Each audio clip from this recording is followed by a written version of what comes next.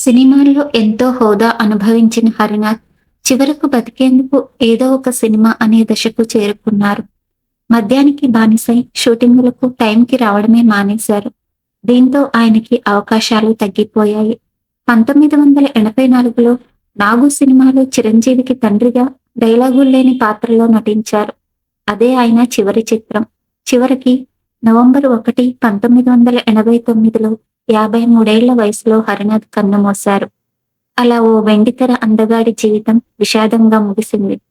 ఎన్టీఆర్ కన్నా పొడుగ్గా అందంగా ఉంటాడు. ఎంత అందగాడు కాకుండా మద్రాస్ వీధుల్లో అలా నడుచుకుంటూ వెళ్తున్న ఆయన్ని ఓ నిర్మాత చూసి వెంటనే తన సినిమాల్లో హీరోగా అవకాశం ఇస్తాడు.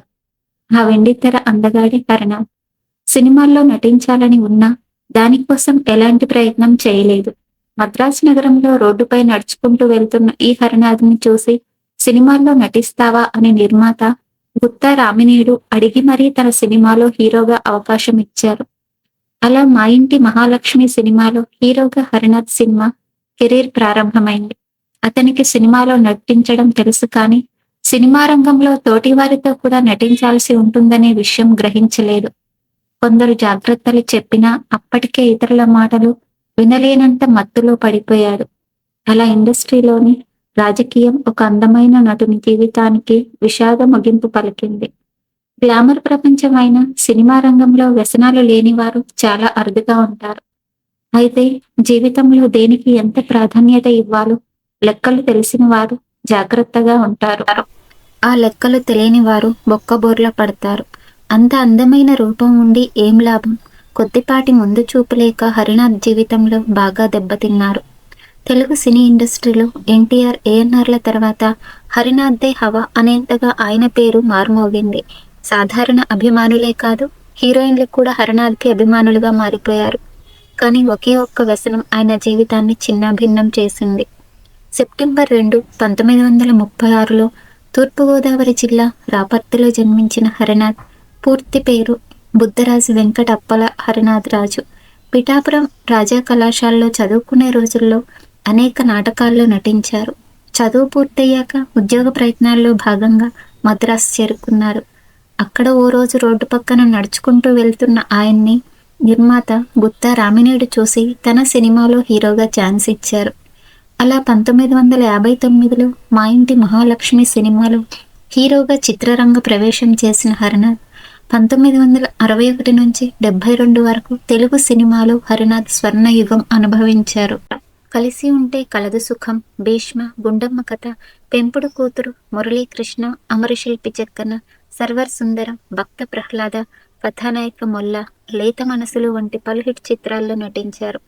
అప్పట్లో ఏదో వివాదంతో ఎన్టీఆర్, ఏఎన్నార్ జమునపై నిషేధం విధించారు.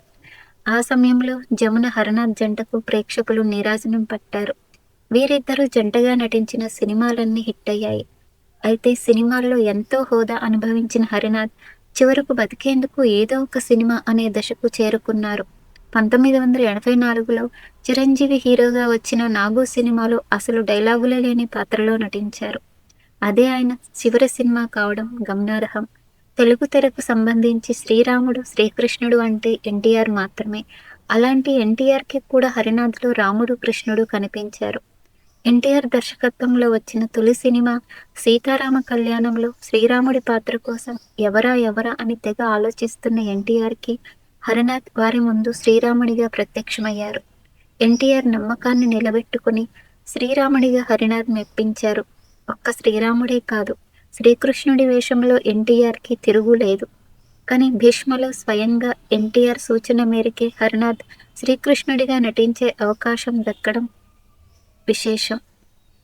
సినిమా రంగమే కాదు, ఏ రంగంలోనైనా పోటీ ఉంటుంది. పోటీదారుడు దెబ్బతీయడానికి ఎంతకైనా తెగిస్తాడు. జీవితంలో ఎదగాలనుకునేవారు ఏది ముఖ్యమో ఆలోచించుకోవాలి. హరినాథ్పై కూడా ఇలా ఏదో కుట్ర జరిగిందనే ప్రచారం సినిమా రంగంలో బలంగా ఉంది.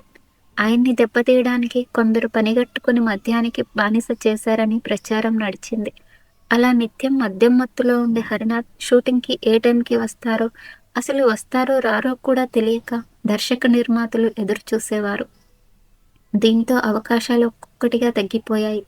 హరినాథ్ తర్వాత వచ్చిన కృష్ణ, శోభన్ బాబు లాంటి వారు అవకాశాలను అందిపుచ్చుకుని తమ స్థానాలను సుస్థిరపరచుకుంటున్న సమయంలో హరినాథ్ మాత్రం మద్యం మత్తులోనే మునిగిపోయారు. అలా తన పరిస్థితికి తానే బాధ్యుడై హరినాథ్ చివరికి జీవచ్ఛవంలో మారిపోయారు. ఒక వ్యసనం అతన్ని 53 వయసులోనే జీవితాన్ని ముగించేటట్లు చేసింది. సినిమాలకు దూరమై నవంబర్ 1, 1989లో హరినాథ్ కన్నుమూశారు.